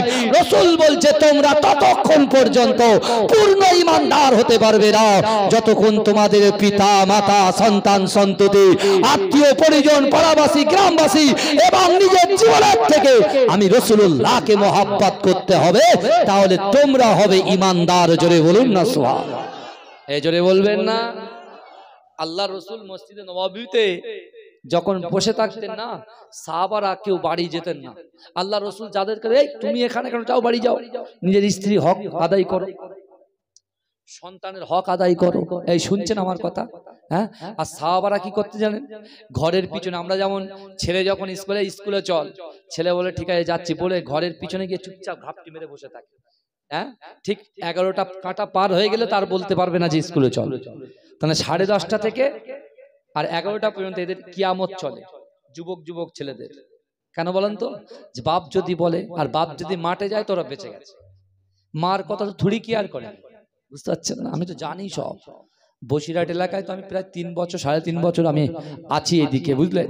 কিন্তু আমার ভাইরা একটু ভালো করে বোঝেন, আল্লাহর রসুল বলছেন যখন এই হাদিসের কথা বলেছেন, সাহাবারা রসুলকে আর ছাড়ছে না। জোরে বলুন না সুবহানাল্লাহ। তারা তার স্ত্রী ভালো লাগে না, সন্তান ভালো লাগে না, ব্যবসা বাণিজ্য ভালো লাগে না, তা আল্লাহ রসুল বলে তোমরা ব্যবসা করবে না? বলে জি হুজুর করব। তা একজন ব্যবসায় গিয়েছে, কিছুক্ষণ ব্যবসা করে কাজ করে বাড়ি এসে রসুল বলছে, রসুল কি হয়ে গেল? বলে ইয়া রাসূলুল্লাহ ব্যবসায় মন বসছে না, ব্যবসা করছি তা আপনার সুরাত আমার চোখের সামনে চলে আসছে। জোরে বলে, এটাই হচ্ছে অরিজিনাল মহব্বত, বুঝতে পারছেন না? এটাই অরিজিনাল মহব্বত। তা এখন আল্লাহ রসুল সাল্লাল্লাহু আলাইহি ওয়াসাল্লাম তিনি মসজিদে নববীতে বসে আছেন, বুঝতে পেরেছেন? তা আল্লাহর রসুলের সাহাবাদের একজন রসুল জিজ্ঞাসা করছে, আচ্ছা বলো তো দেখি তোমরা ঘাপটি মেরে নুকিয়ে থাকো কেন? বলছে ইয়া রাসূলুল্লাহ, মক্কার জমিনে আপনার জন্মভিটায় আপনাকে থাকতে দেয়নি, কিন্তু আল্লাহ তো ওয়াদা করেছে একদিন আপনাকে এই মক্কা নগরটাকে এইখান থেকে আপনার সাহাবাদেরকে নিয়ে আল্লাহ মক্কা বিজয় করাবে। জোরে বলুন না সুবহানাল্লাহ। ইয়া রাসূলুল্লাহ, আপনি মক্কা থেকে মদিনায় এসেছেন, মদিনায় যখন এসেছেন মক্কায় অনেক যুবকরা যারা আবু জেহেল, আবু লাহাব, উতবা, মুগিরা, আবু সুফিয়ানদের ভয়ে যারা ইসলাম গ্রহণ করেনি, আপনি যখন চলে আসছেন আবু জেহেলের কাছে গিয়ে বলছে, আবু জেহেল মোহাম্মদ মুস্তাফা ছেলে তো ভালো ছিল। তো আবেগের কথা, মোহাম্মদ মুস্তাফা ছিল তো ভালো ছিল। আবু সুফিয়ানের কাছে যুবকগুলো বলছে, আজকে মোহাম্মদ মুস্তাফা মক্কাতে ছিল তো ভালো ছিল, তোমরা কেন তার পিছনে লাগলে? বলছে কেন? বলে মক্কার যুবকদের প্রাণ ভোমরা, মক্কার যুবকদের হৃদয়ের স্পন্দন হায়াতুন নবী, কারণ তার ভিতরে আমানতদারি ছিল। জোরে বলে, আমানতদারি ছিল। ব্যাংকে টাকা রেখে যে শান্তি পাওয়া যায় না, বিশ্বনবীর হাতে টাকা দিলে মুনাফিক কাফের বেঈমানগুলো সেই শান্তি পেত। জোরে বলেন, সেই রসুলের উম্মত আমরা। তা আল্লাহ রসুল জিজ্ঞাসা করছে, এ আমার সাহাবারা তোমরা কেন এইভাবে? আমি বলি তোমরা বাজারে যাও, আমি বলি স্ত্রীর হক আদায় করো, সন্তানের হক আদায় করো, ব্যবসা বাণিজ্য করো, যাও হালাল রুজি ইনকাম করো, হালাল রুজি তালাশ করো, আমি রাসূলুল্লাহ তোমাদের জন্য দোয়া করে দিচ্ছি। তখন ওই সময় মদিনার সাহাবারা বলেছিল, ইয়া রাসূলুল্লাহ, ইয়া হাবিবাল্লাহ, হুজুর আপনি যদি হঠাৎ করে জিহাদের ডাক দেন আর একা একা যদি জিহাদ করতে চলে যান, তাহলে আমরা তো আপনাকে না পেয়ে আমরা পাগল পাড়া হয়ে যাব। জোরে বলুন না সুবহানাল্লাহ। এই কথা বলছেন আল্লাহর রাসূল, হঠাৎ করে বলছেন কে আছো, হাইয়া আলাল জিহাদ, অর্থাৎ কে আছো বদরের যুদ্ধে যাবে। ইসলামের প্রথম যুদ্ধ কি বলেন তো? বদরের যুদ্ধ। এই যুবক শুনছেন আপনারা? এই বদরের যুদ্ধে রাসূলুল্লাহ যাবে। আমার যে ভাইগুলো দাঁড়িয়ে আছে, আমি রাকিবুল আজিজ, হেঁটে হেঁটে এসেছে। আমার দুটো পা ভালো, দুটো হাত ভালো, দুটো চোখও ভালো। আজকে আমাদের খড়িবাড়ির ওই রাজারহাট লাইন একটা বাস উল্টে গেছে। এ যুবক একটু শোনো, বাস উল্টে গেছে। তা যে বাসটা উল্টে গেছে ওই বাসে তো কত আমার মুসলমান ভাইরা ছিল, হিন্দু ভাইরা ছিল, হ্যাঁ, কত আমার নিজের অন্তরের ভাইরা যারা ছিল, ওরা কি জানতো আজকে বাসটা উল্টে যাবে, তাদের আহত হবে? কথা বলেন। আমি মনে করছি আজকে নামাজ পড়বো না, আজকে রোজা রাখবো না, আজকে দান খায়রাত করবো না, 1 মাস পরে নামাজ পড়বো। কিন্তু তার আগে যদি আপনার মৃত্যু হয়ে যায়, আহত হয়ে যান, পা যদি কেটে বাদ যায়, হাত যদি কেটে বাদ যায়, কি করে তুমি হাত তুলে আল্লাহর কাছে চাইবে ভিক্ষাকের নামে? পা যদি কেটে যায়, কি করে তুমি মসজিদে নামাজ পড়তে আসবে? তুমি বলো একবার, একটু ভাবো। আমার যুবকরা ভালো, আমার মা বোনগুলো ভালো। এই ইবলিশ শয়তান হচ্ছে সব থেকে বড় শয়তান। এদের ভিতরে ঢুকে গেছে। কেন? এ তো পারমিশন নিয়েছে যে আপনার বান্দার শিরা উপশিরার ভিতরে ঢুকবো। বুঝতে পারছে না? আমাদের দ্বারা জেনা করিয়ে নেবে, গালাত গালাত জায়গায় চোখ নিয়ে চলে যাবে ইবলিশ শয়তান, আমাদের ঈমানটাকে নষ্ট করবে। তাই যখন ইবলিশ শয়তান আল্লাহকে বলছে, আল্লাহ আপনি যে পারমিশন আমাকে দিয়েছেন, আপনার একটা বান্দাকে জান্নাতে ঢুকতে দেব না। আল্লাহ বলছে, ইবলিশ তুই একবার দাঁড়া, আমি আল্লাহ তোকে তোর জবাবটা দিয়ে দিই। আমার ভাই জানেরা, এ নবী পাকের উম্মত উম্মতিরা, এ নবী দেওয়ানারা, আল্লাহ পাক রব্বুল আলামিন ওই ইবলিশ শয়তানকে বলেছিল, তুই একটু দাঁড়িয়ে যা, দুনিয়ার এক প্রান্ত থেকে অপর প্রান্ত পর্যন্ত আমার বান্দা বান্দিরা যদি কোরআনকে মান্যতা দিয়ে ওই কোরআনের সঙ্গে বন্ধুত্ব করে ওই কোরআনের ভিতরে আমি আল্লাহ পাক পরিষ্কারভাবে জানিয়ে দিয়েছি, ও বান্দা, ইয়া আইয়ুহাল্লাযীনা আমানু তুবু ইলাল্লাহি তাওবাতান নাসুহা, ও বান্দা তোমার জিনা হয়ে গিয়েছে, তুমি খুন করেছো, তুমি নাফরমানি কাজ করেছো, মাকে কষ্ট দিয়েছো, স্ত্রীর হক নষ্ট করেছো, স্বামীর হক নষ্ট করেছো, গ্রামবাসীর হক নষ্ট করেছো, পাড়োশির হক নষ্ট করেছো, তুমি জিনা করেছো, পরকিয়া করেছো, গালাত গালাত পিকচার ভিডিও দেখেছো। ও বান্দা শোনো শোনো, আমি আল্লাহ পাক তোমাদের কি কতটা মুহাব্বত করি। ও বান্দা তুমি তো জানো না, ওই কোরআনটাকে খুলে দেখো, ওই কোরআনের মধ্যে আমি আল্লাহ জানিয়ে দিলাম, ও বান্দা ফাআইনামা তুআল্লু ফাসাম্মা ওয়াজহুল্লাহ, আল্লাহ বলছে বান্দা তোমরা যখন ডান দিকে তাকাও, ওই ডান দিকে আমি আল্লাহ আছি, তোমরা যখন বাম দিকে তাকাও, ওই বাম দিকে আমি আল্লাহ আছি, তোমরা যখন সামনে তাকাও, সামনে আমি আল্লাহ আছি। ও বান্দা তোমরা যখন পিছনে তাকাও, পিছনেও আমি আল্লাহ আছি। আল্লাহ বলে, ও বান্দা তুমি ঘাবড়াবে না, আমি আল্লাহ তো তোমাদেরকে জানিয়ে দিলাম, তুবু ইলাল্লাহি তাওবাতান নাসুহা, তোমরা যদি এই সকল গুনাহ করে তওবার মতো তওবা করো, ও বান্দা তওবার মতো যদি তওবা করতে পারো, আমি আল্লাহ পাক তোমাদের জীবনের সমস্ত রকম গুনাহ খাতা গুলোকে ধুয়ে মুছে সাফ করে দেব। জোরে বলেন। মা ভালোবাসে তো বাড়িতে? কথা বলে, মা ভালোবাসে না? তা মায়ের থেকে 70 গুণ বেশি আল্লাহ তার বান্দাকে ভালোবাসে। জোরে বলে, এ জোরে বলবেন না? আমাদের দ্বারা জেনা গোনা যা হচ্ছে, ইবলিশ শয়তান আমাদের শরীরের ভিতরে ঢুকে এইসব করাচ্ছে। তাহলে এখন ইবলিশ তাড়াতে গেলে কি করতে হবে? আল্লাহকে ভয় করতে হবে। আমরা তো দুনিয়ার নেতাদের ভয় করি, তাদের কাছে মাথা নত করি, তাদের কাছে নত স্বীকার করি। এই জায়গায় তো সর্বনাশ। বুঝতে পারছেন না বাবাজি? আমরা মাথা নত কার কাছে করব? মাথা নত করব আল্লাহর কাছে। এই জন্য বলবেন না, কার কাছে মাথা নত করবেন? আল্লাহর কাছে।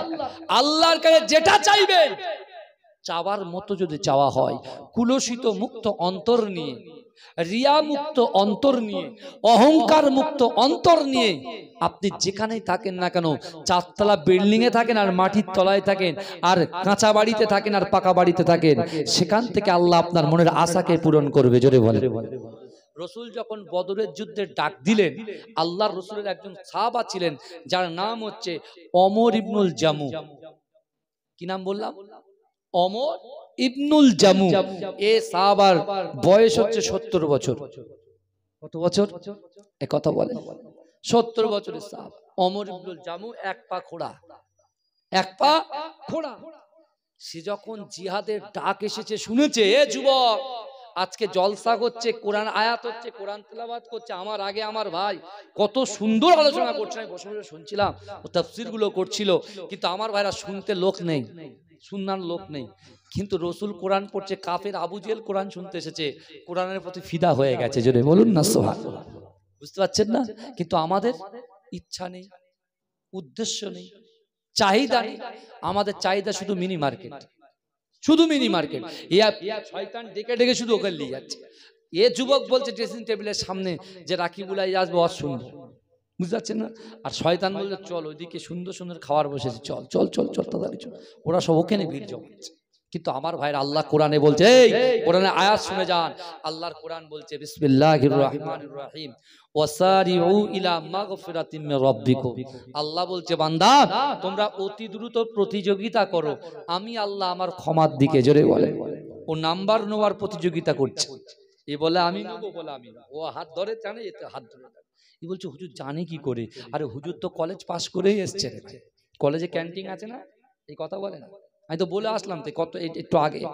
কিন্তু আমার ভাইরা এই প্রতিযোগিতা করলে, ওই যে বাসের মতো বাস যদি ঘাড় উল্টে যায়, তুমি গাড়ি চালাচ্ছ, এ প্রতিযোগিতা করছে যে এখান থেকে মসলন্দপুর কে কত আগে যেতে পারে। ও কানে বেল দিয়ে করে টানছে, যেই টেনেছে আর সামনে দিয়ে শিয়াল যাচ্ছে, সপাট করে শিয়ালের গায়ে লেগেছে, কাত হয়ে গেছে। বন্ধু কি হবে? ঠক ঠক করে কাঁপছে, মরে যাব, ফিচকিরি দিয়ে রক্ত বেরোচ্ছে। ভাই আর দেখা হবে না তোর সাথে, বলে তুই দাঁড়াতো। বুঝতে পারছেন না? হ্যাঁ, ভালো করে গায়ের জামা ছিঁড়ে বসিরহাটে নার্সিংহোমে ভর্তি করেছে। বন্ধু যেই ঠিক হয়ে গেছে, বললো চল আবার হবে। আর যে বলেছে আল্লাহ বাঁচাও আল্লাহ বাঁচাও আল্লাহ বাঁচাও, বুঝতে পেরেছেন না? ঠেলায় পড়ে যাচ্ছে, তখন আল্লাহ বলছে আবার ক্লিয়ার হয়ে যাচ্ছে, সব শেষ। এই কোভিড-19 কত নামাজি বেড়েছিল রে বাপ রে বাপ, দাড়ি এত বড় করেছে, আর যেই কোভিড-19 চলে গেছে, যা চেঁচে মেজে সব বিরাজ করে দিয়েছে। আছে না তাই কথা বলেন? মসজিদ আপনি দেখেন, কোভিড আজ থেকে 3-4 বছর আগে যুবক মসজিদের জায়গা দেওয়া যায় না, না উপরে না নিচে। বুঝতে পারছে না? আর বলেছে, পুলিশ বলেছে যে বেশিক্ষণ নামাজ পড়া যাবে না। বুঝতে পারছেন? নামাজের দোয়া শর্ট হয়ে গেছে। বুঝতে পারছেন না? 2 রাকাত পড়ে আগে চলে যেত, তো ফরজ পড়ে চপ চলে যেত, সে অভ্যাস রয়ে গেছে। এরা তো সবার আগে যায় আর সবার শেষে যায়, আর সবার আগে পালায় যারা, তাদের সুবিধা হয়ে গেছে। এরা 2 রাকাত পড়ে আর যায় কেন? ফতোয়া জারি হয়ে গেছে। ও ফতোয়া এখনো চলছে। কি ভাইজান, চলছে কি চলছে না? সব ফতোয়া কবরে গিয়ে দেখতে পাবেন, তখন কিন্তু কিছু করার থাকবে না। এখনো বিশ্ব নবীর ওসিলায় আমাদের তওবার দরজাটা খোলা আছে ভাই। আসল কথা শোনা, আমার এই গ্রামের যুবক ভাইদের, আমার আপনার আমাদের এখনো তওবার দরজা খোলা আছে। তুমি যা গুনাহ করেছো, গোপনে গোপনে যা গুনাহ করেছো, যা কিছু করেছো, বুঝতে পেরেছো? এখনো তওবার দরজা খোলা আছে। আমার সোনার ভাইরা এখনো হিসেব করেন। দরুদ শরীফ আল্লাহুম্মা পড়েন।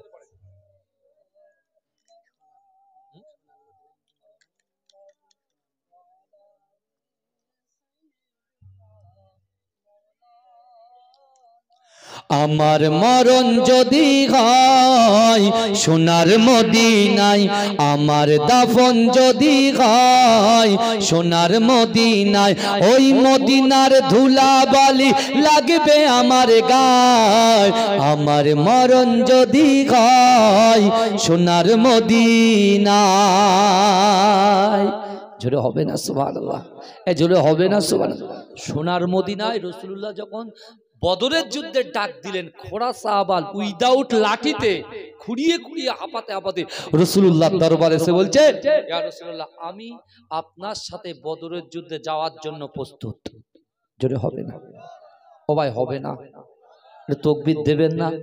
একটু আমার সাথ দেন। আমি কিন্তু দুর্বল ভাই, বিশ্বাস করেন, এই 1 মাস দুর্বল থাকবো, বুঝতে পারছেন? মানে এসআইআর এর ফর্ম তো বাড়ি বাড়ি ফিলই করতে হচ্ছে। এই সব জিজ্ঞেস করেন, সব বসে রয়েছে এইসব ছেলেগুলো, বুঝতে পারছেন না? বিএলওর সাথে যারা আছে, বিএলএ আর বিএলও, হে পাগল হয়ে যাচ্ছে। সেই 8টা থেকে আর আপনার 5টা পর্যন্ত একভাবে ঘুরে ঘুরে কথা বলতে হচ্ছে, বুঝতে পারছেন? শরীর কিন্তু আমার নার্ভাস। আমার ভাইকে বলেছি, আরে ভাইজান 2টো জলসা নেবেন না, একটা জলসা নেবেন, এ করে গাড়িতে চিটপাটাং হয়ে যাব, আবার ওখানে উঠে আবার শুরু হবে, বুঝতে পেরেছেন না? আমার সোনার ভাইরা, এটা তকবির দেন না, না রে তাকবীর। কসম বলছি, এখানে বসে আছি তো, এখানে বসে আছি তো আল্লাহ বলাচ্ছেন বলেই বলছি, আল্লাহ এনার্জি দিচ্ছে বলে বলতে পারছি, নাহলে আমি বলার ক্ষমতাই নেই। বাস্তব, আমি আমার ভাইদেরকে বলছি, তা ঠিকঠাক হচ্ছে তো নাকি? তকবির দেন। এই আমি এসেছি, আপনারা খুশি না বেজা? খুশি তো? আলহামদুলিল্লাহ, আমিও আপনাদের উপরে খুশি যে আমার ভাইরা একটু আমাকে সুযোগ দিচ্ছে কিছু শোনার। আমার বাবাজিরা, ভাইরা, যে কথা আমি আপনাদেরকে বলছিলাম, বিশ্বনবী মুস্তাফা জানে রহমত, তিনি যখন ডাক দিলেন জিহাদের, এই ওমর ইবনুল জামু এসে রাসূলুল্লাহকে বলছে আমি যেতে চাই। কিন্তু যুবকেরা, আমার রাসূল কিন্তু ওমর ইবনুল জামুকে বলছে তোমার শরীরটা অসুস্থ, তুমি আমার সঙ্গে যুদ্ধে গিয়ে কি যুদ্ধ করবে, না তোমাকে যেতে হবে না। ভাইজান, মহাব্বত কাকে বলে দেখেন, আমি যদি বলি না তা সেটা না, যদি বলি হ্যাঁ তো সেটা হ্যাঁ। সাহাবাদের ক্ষেত্রে, রাসূলুল্লাহর ক্ষেত্রে এটা হয়েছিল। রাসূল যেটা বলে না, আল্লাহ সেটাকে হারাম করে দেয়, আর রাসূল যেটাকে বলে হ্যাঁ, আল্লাহ সেটা হালাল করে দেয়। জোরে বলে, এই জোরে বলবেন না সুবহানাল্লাহ? চিৎকার দিয়ে হবে না সুবহানাল্লাহ? কিন্তু আমার ভাই জানেরা, হে নবী পাকের উম্মত উম্মতিরা, হে নবী দেওয়ানারা, বিশ্ব নবী রাসূলুল্লাহ সাল্লাল্লাহু আলাইহি ওয়াসাল্লাম ওই সময় ওমর ইবনুল জামুকে বললেন, ও বাবা ওমর ইবনুল জামু, আমি রাসূলুল্লাহর সঙ্গে তোমার যুদ্ধে যাওয়া হবে না। হে যুবকেরা, তিনি কোনো ভ্রুক্ষেপ করলেন না, তিনি কোনো কর্ণপাত করলেন না, কষ্ট পেলেন না, না না না, তিনি মসজিদে নববী শরীফে আল্লাহর ঘরে প্রবেশ করে নামাজের মাসাল্লাটা বিছিয়ে দুহাত উত্তোলন করে ঝরঝর করে কাঁদে আর আল্লাহকে বলে, ওগো রব্বুল আলামিন, আল্লাহ আমার রাসূল যাতে খুশি, আমি ওমর ইবনুল জামু তাতে খুশি। কিন্তু ইয়া রাসূলুল্লাহ, ওগো রব্বুল আলামিন, আল্লাহ না না না, আমি ওমর ইবনুল জামু, আমি তো আপনার কাছে দোয়া চেয়েছিলাম, ওগো রব্বুল আলামিন, আল্লাহ আমি তো আপনাকে ভয় করি, আমার জীবনের থেকে রাসূলুল্লাহকে মহব্বত করে, না না না, আমার রাসূলুল্লাহ যে যুদ্ধে গিয়েছে ওই যুদ্ধেতে আমার রাসূলুল্লাহকে বিজয় দান করে আপনি পুনরায় যখন ফিরিয়ে দেবেন, তারপরে আবার রাসূল যখন যে যুদ্ধে যাবে, আমি ওমর ইবনুল জামুকে আমার রাসূল যেন সাথে করে যুদ্ধে করতে নিয়ে যা। এজন্য বলে আমার বাপেরা, ভাইরা, ভালো করে বলে, আল্লাহ রাসূল সাল্লাল্লাহু আলাইহি ওয়াসাল্লাম তিনি কি করলেন, ওমর ইবনুল জামুকে নিয়ে গেলেন না, কিন্তু হাল ছাড়লেন। এই আজকে আমরা, আমার কত ভাইরা নিট পরীক্ষা দেয়, নিট পরীক্ষা, তাই না? ডাক্তারে চান্স পাওয়ার জন্য নিট পরীক্ষা দেয়, 5 নাম্বার 4 নম্বরের জন্য ব্রেক হয়ে যায়। এই শুনছেন? 5 নম্বরের জন্য, কিন্তু 1 দিন দিয়েছেন, 2 দিন দিয়েছেন, 3 দিন দিয়েছেন।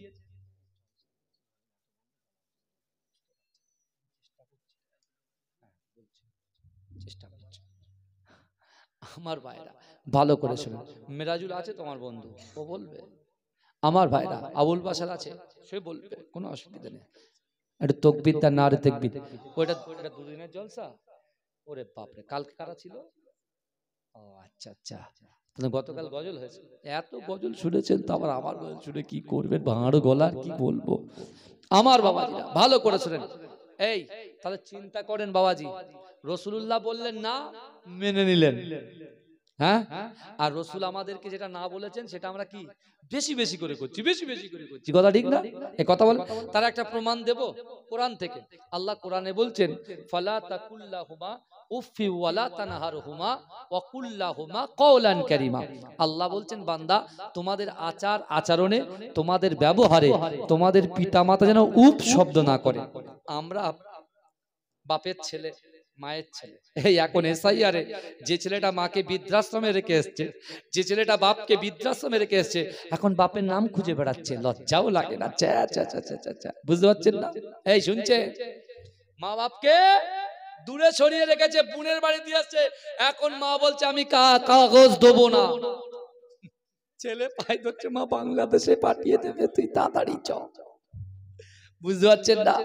হ্যাঁ, কত সহজ আল্লাহর মার। আল্লাহ সহজে কাউকে ধরে না, ধরলে পরে বলেন বলেন বলেন ছাড়ে না। হ্যাঁ, এটা মাথায় রাখবেন আমার সোনার ভাইরা। তো ওমর ইবনুল জামু কোন জায়গায় গেলেন না। আমরা যদি কিছু বলতাম চাইতে হয়, হুজুর ভালো না, আমাকে হার্ট করেছে, কষ্ট দিয়েছে। আর সাহাবা ওমর ইবনুল জামু খোড়া সাহাবা, সে কোনো চায়ের দোকানে কোনো বন্ধুর কাছে আড্ডা না মেরে সে আল্লাহর ঘরে গিয়ে আল্লাহকে বলছে, আল্লাহ আমার সেই একটাই নিয়ত, আপনার কাছে একটাই চাওয়া, আমি ওমর ইবনুল জামু, আমি যুদ্ধে যাব, সেখানে শহীদ হব, সেখানে যেন আমার কবর হয়, আমার লাশ যেন বাড়িতে ফিরে না আসে। জোরে বলুন, বাড়িতে ফিরে আসে। যারা জলসা শোনে তারা ঠিক বুঝতে পারবে কথাগুলো আমার সোনার ভাইরা। হ্যাঁ, তা আল্লাহ রাসূল সাল্লাল্লাহু আলাইহি ওয়াসাল্লাম বদরের যুদ্ধে জয় করলেন। জোরে বলুন, বদরের যুদ্ধে জয় করে যে এসছে, রাসূলুল্লাহ মসজিদে নববীতে বসেছে। মসজিদে নববীতে যেই বসেছে, ওমর ইবনুল জামু রাসূলুল্লাহর কাছে মুস্তাফা করেই পিছনে বসে, ওগো রব্বুল আলামিন আল্লাহ পাক, না না না, আমি ওমর ইবনুল জামু, আমার মনের খয়েশ, আমার মনের ইচ্ছা, আমার রাসূল এবার যখন যুদ্ধে যাবে, আমি ওমর ইবনুল জামুকে আমার রাসূলুল্লাহ যেন সঙ্গে করে নিয়ে যায়। রাসূলকে শুনিয়ে শুনিয়ে বলছে, এই আমার দয়ার নবীকে শুনিয়ে শুনিয়ে বলছে, আমার বাবাজিরা সব হবে ইনশাআল্লাহ। আমার সোনার ভাই, আল্লাহ পাক কোরআনে বলছে, বান্দা নাহনু আকরাবু ইলাইহি মিন হাবলিল ওয়ারিদ, বান্দা আমি আল্লাহ তোমাদের ঘাড়ের শিরা, উপশিরার থেকে অতি নিকটবর্তী, আমি আল্লাহ তোমাদের সাথে থাকি। জোরে বলবেন না সুবহানাল্লাহ? এই জোরে বলা যাবে না, চিৎকার দিয়ে বলা যাবে না। এই ওমর ইবনুল জামুর নিয়ত কি ছিল? ও রাসূলুল্লাহর সঙ্গে যুদ্ধে যাবে, যুদ্ধে গিয়ে কাফেরদেরকে জাহান্নামে পাঠিয়ে সে নিজে শহীদ হবে এবং তার লাশটা যেন মদিনায় ফিরে না আসে। আর তার মনের তামান্না, আমার রাসূল কি করবেন? তাকে হাত দিয়ে নিজে কবরে শোয়াবেন এবং রাসূলুল্লাহ নিজে জানাজার ইমামতি করবে। জোরে বলুন না সুবহানাল্লাহ। ওহদের যুদ্ধ তামামা বেজে গেল। এই শুনছেন, ওহদের যুদ্ধ যখন শুরু হচ্ছে, আল্লাহর রাসূল সাহাবাকে বলছে, যাও আমার সেই খোড়া সাহাবা, রোগগ্রস্ত সাহাবা ওমর ইবনুল জামুকে খবর দাও, ওকে গিয়ে বলো সে যেন আমার সঙ্গে যুদ্ধেই যায়। জোরে বলুন, এই জোরে বলবেন না? এই গ্রামে জলসা হচ্ছে তো, এই শুনছেন, গজল তো আমরা শুনবই, সেটা ম্যাটার নয়, আর গজলের মানেগুলো আমরা শুনব। আমার রাসূল জিন্দা না মুর্দা? জোরে বলেন। আমি যে কটা গজল বলেছি, প্রত্যেকটা গজলে কিন্তু আমার রাসূল জিন্দা, সেটা কিন্তু প্রমাণ করা হয়েছে। কথা ঠিক না ভুল? কথা বলেন। গজল শুনতে হবে নাতে রাসূল গজলের মতো, ঠিক আছে, সেটা ম্যাটার নয়। অনেকে অনেক রকম বলে, কিন্তু আমার বাবাজিরা, আপনার গ্রামে তো আপনি তো একটা জলসা দিচ্ছেন, তার নিয়ত আছে তো আপনার নাকি? আল্লাহ যেন আপনাদের চাষাবাদে বরকত দেয়, সংসারে শান্তি দেয়, আপনার যে সন্তান আল্লাহ দিয়েছেন তার মেধা শক্তি বৃদ্ধি করে দেয়, যারা অসুস্থ গোপন গোপন রোগে আক্রান্ত আল্লাহ যেন শেফা কুল্লা ইনায়েত করেন, আল্লাহ যেন দিদারে কাবা দিদারে মদিনা আমাদেরকে নিয়ে যায়। এই নিচে নিয়তগুলো আছে তো, তাহলে সেই নিয়ত করতে হবে। ওমর ইবনুল জামু সে একজন খোড়া, সে নিয়ত করেছে যুদ্ধে যাবে, ঠিক তার বাড়ি এসে প্রথমবারে রাসূল না বলেছেন, দ্বিতীয়বারে রাসূল কি বলেছেন? হ্যাঁ বলেছেন। জোরে বলেন। এখন হয়তো আপনি বীজ রুপেছেন, ধান চাষ করবেন, প্রথমবারটা হয়তো লস হচ্ছে, দ্বিতীয়বারে আল্লাহর উপরে ভরসা করে আপনি যদি আবাদ দেন, দেখবেন দ্বিতীয় যে লস আর সামনে যে লাভ, এই লাভ লস দিয়ে আল্লাহ দ্বিগুণ বাড়িয়ে দেবে। জোরে বলুন না সুবহানাল্লাহ। আমার আল্লাহ হচ্ছেন দয়ালু, দয়াময়। আল্লাহ দয়ালু, দয়াময়। আমার সোনার ভাইরা, এই কারা কারা আবার বলেন রাসূলকে ভালোবাসেন? একটু হাত তোলেন, আবার হাত তোলেন, তাকবীর দেন, নারে তাকবীর। হাত নামাবেন, দেখবেন এনার্জি বেড়ে যাবে, এনার্জি শরীরে শক্তি পাওয়ার বেড়ে যাবে। হ্যাঁ, আল্লাহ রাসূলকে ভালোবাসেন তো সব? বলেন ইনশাআল্লাহ বাসি। ভালোবাসি কেমন? ওই যখন কেউ রাসূলুল্লাহ নামে কুরুচিকর মন্তব্য করে তখনই বেরোয়, কিন্তু মসজিদ খালি, মাদ্রাসা খালি, বুঝতে পারছেন না, সব খালি। কিন্তু ওই জায়গাটা আমার যুবকরা, এটা আলহামদুলিল্লাহ আল্লাহ কবুল করুন। ভাইজান, রাসূলুল্লাহর জন্য যদি জীবন দিতে হয় জীবন দিতে প্রস্তুত, কথা ঠিক না বল? রাসূলুল্লাহর জন্য যদি ঘর বাড়ি ছাড়তে হয় তাতে আমরা প্রস্তুত, কিন্তু রাসূলুল্লাহর নামে কুরুচিকর মন্তব্য করবে এটা আমরা জিন্দেগিতে সহ্য করতে পারবো না, কথা ঠিক না বল? আমার বাপেরা ভাইরা ভালো করে শুনে, বিশ্ব নবী রাসূলুল্লাহ সাল্লাল্লাহু আলাইহি ওয়াসাল্লামের মহব্বতে ওমর ইবনুল জামুকে তার সাহাবারা ডেকে আনলেন, চলো ডাক এসেছে আল্লাহর রাসূলের সঙ্গে তোমার সাথে করে রাসূল তোমাকে যুদ্ধে নিয়ে যাবে। জোরে বলুন না সুবহানাল্লাহ। এই জোরে হবে না, কিন্তু আমার ভাইজানেরা, এ নবী পাকের উম্মত উম্মতিরা, ওমর ইবনুল জামু যখন ঘর ছেড়ে বেরিয়ে এসেছে, এ যুবকেরা বাপের পিছন পিছন যোগ্য দুইজন বেটা আল্লাহ রাসূলের কাছে হাজির হয়ে বলছে, ইয়া রাসূলুল্লাহ হাবিবাল্লাহ, ওমর ইবনুল জামু আমার পিতা হতে পারে, কিন্তু না না না, আমার মায়ের থেকে আমার পিতার থেকে আমি আপনাকে বেশি মহব্বত করি। ইয়া রাসূলুল্লাহ, আমার আব্বা জানও যাবে, আব্বা জানের সঙ্গে আপনার সিকিউরিটি দেওয়ার জন্য, আপনার কাছাকাছি থাকার জন্য আমরা দুই ভাইকে যাবার পারমিশন দিতে হবে। বলেন, বাপ চলে এসে বাপের জন্য ছেলেরা যায় না, মহব্বত কাকে বলে? এই শুনছেন, বাপের জন্য ছেলেরা যায় না, যাচ্ছে রাসূলুল্লাহর জন্য। জোরে বলে, এটাই তো আসল শিক্ষা নেবার, আছে না নাই? কথা বলে।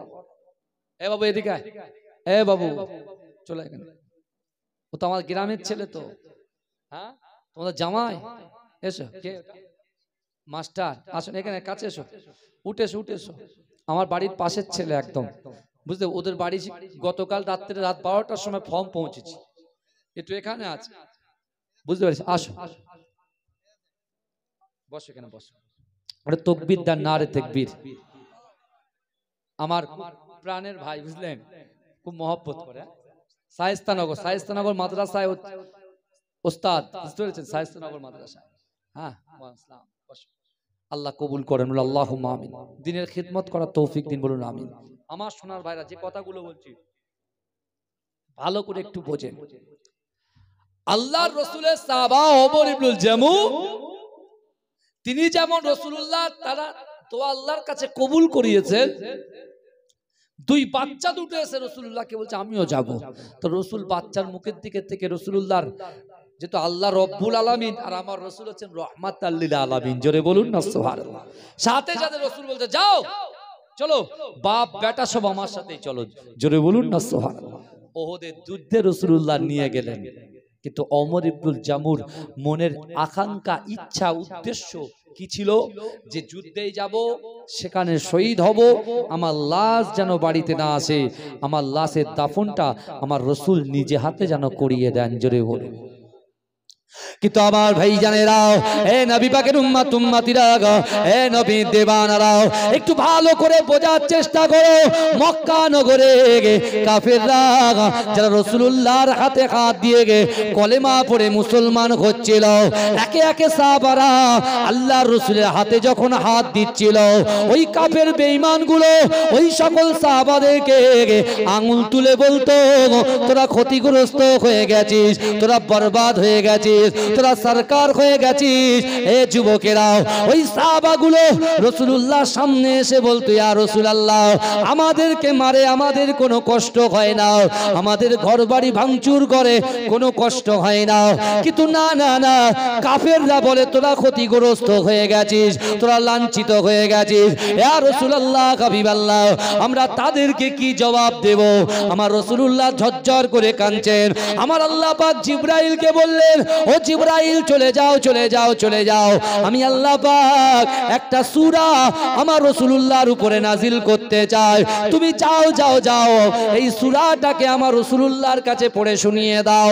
এ যুবকেরা, আল্লাহর রাসূলের কাছে জিবরাইল এসে আল্লাহ পাক কোরআনের সূরা কোরআনের আয়াত তেলাওয়াত করলেন, ওয়াল আসর ইন্নাল ইনসানা লাফি খুসর ইল্লাল্লাযিনা আমানু ওয়া আমিলুস সালিহাতি ওয়া তাওয়াসাউ বিল হক ওয়া তাওয়াসাউ বিস সাবর।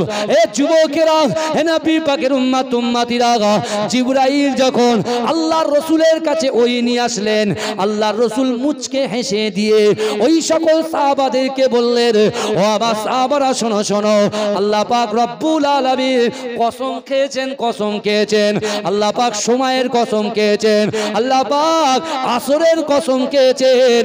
আল্লাহ বলছেন ওয়াল আস, আমি আল্লাহ সময়ের কসম খেয়েছি, আসরের কসম খেয়ে আল্লাহ বলছেন ইন্নাল ইনসানা লাফি খুসর, নিশ্চয়ই মানুষ ক্ষতিগ্রস্ত, নিশ্চয়ই মানুষ ক্ষতিগ্রস্ত, নিশ্চয়ই মানুষ ক্ষতির মধ্যে নিমজ্জিত।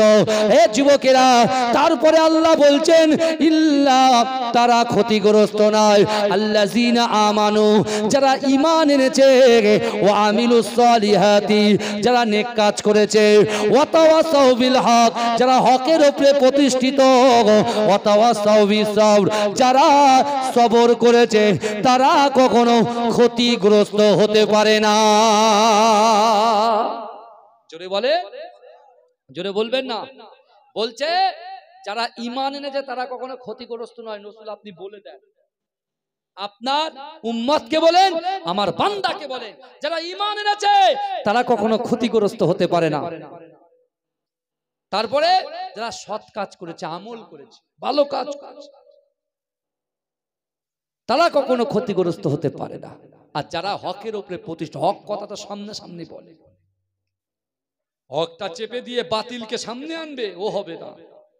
এই শুনছেন, যারা হক কথা বলে তারা কখনো ক্ষতিগ্রস্ত হতে পারে না। যারা সবর করেছে, ধৈর্য ধরেছে। যুবকেরা, ওমর ইবনুল জামু তিনি ধৈর্য ধরেছেন। বদরের যুদ্ধে রাসূল নিয়ে যাননি, একবারও উ বললেন না, একবার আও বললেন না, কিন্তু আল্লাহর কাছে তিনি কি করলেন?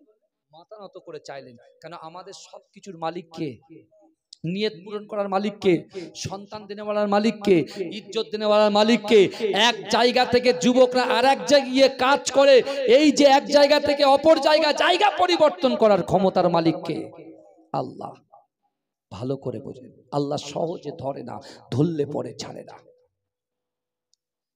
ওহদের যুদ্ধে ওমর ইবনুল জামু তার কর্ণগড়ে আসলো যে রাসূলকে নাকি শহীদ করা হয়েছে। যেখান থেকে কাফেররা অ্যাটাক করছে, হাদিসের মধ্যে এসেছে ওমর ইবনুল জামু, রাসূল তাকে নিষেধ করেছিল এই জায়গায় স্থান তুমি পরিবর্তন করবে না, জায়গা চেঞ্জ করবে না। কিন্তু ওমর ইবনুল জামু যখন শুনেছে যে আমার রাসূলকে শহীদ করা হয়েছে, ও তখন কাফেরদের ভিড়ের ভিতরে ঢুকে গেছে। জোরে বলুন না সুবহানাল্লাহ। এই জোরে বলবেন, এই জোরে হবে না, এটা চিৎকার দিয়ে হবে না। আমার ভাইরা ভালো করে বোঝার চেষ্টা করে, আল্লাহর রাসূল সাল্লাল্লাহু আলাইহি ওয়াসাল্লাম বিশ্বনবী মুস্তাফার মুহাব্বত ভালোবাসা অন্তরে নিয়ে ওমর ইবনুল জামু একেবারে কাফেরদের ভিড়েতে এক হাত দিয়ে কাফেরদের সঙ্গে লড়াই করছেন। জোরে বলুন না সুবহানাল্লাহ। একটা টাইমে ওমর ইবনুল জামু শহীদ হয়ে গেলেন। এই শুনেন, শহীদ হয়ে গেলেন। রাসূলুল্লাহ সেফ জোনে চলে গেলেন। রাসূলুল্লাহ যখন সেফ জোনে গেলেন, ঠিক ওই সময় ওমর ইবনুল জামু দুইজন বেটা, তাদের কাছে খবর এসেছে তোমার বাপ ইন্তেকাল করেছে। ওরা তখন বলছে বাপ টাপ চিনি না, আগে রাসূল ভালো আছে কিনা বলো। জোরে বলে, জোরে বলবেন না। চিন্তা করেন, ভাবেন, একটু রিয়েলাইজ করেন, একটু ভাবেন। আল্লাহ তো বিবেক দিয়েছে ভাই। আজকে বছরে একটা দিন বসবো, একটা দিন একটু কোরআন হাদিসের কথা শুনবো, এখান থেকে আমল নিয়ে বাড়ি যাব। আমার ভাই জানেরা, হে নবী পাকের উম্মত উম্মতিরা, হে নবী দেবানারা, আল্লাহর কোরআন জানিয়ে দিয়েছে কারা জান্নাতে যাবে, কারা জাহান্নামে যাবে। জান্নাতটা কত বড় আল্লাহ জানিয়ে দিয়েছে। ও যুবকেরা, আল্লাহর কোরআন বলছে বান্দা, ওয়াসারিউ ইলা মাগফিরাতিম মির রাব্বিকুম ওয়া জান্নাতিন আরদুহাস সামাওয়াতু ওয়াল আরদ উইদ্দাত লিল মুত্তাকিন। হে যুবকেরা, আল্লাহ পাক কোরআন পাকের মধ্যে বললেন ওয়াসারিউ ইলা মাগফিরাতিম মির রাব্বিকুম, তোমরা অতি দ্রুত প্রতিযোগিতা করো আমি আল্লাহ আমার ক্ষমার দিকে। আমার আল্লাহ বলে ও বান্দা, তোমরা যখন ক্ষমার দিকে এসেছো আমি আল্লাহ তোমাদের জন্য জান্নাতটা কত বড় রেখেছি, কত সুন্দর করেছি, কত বড় করেছি। তোমরা কি অবগত আছো?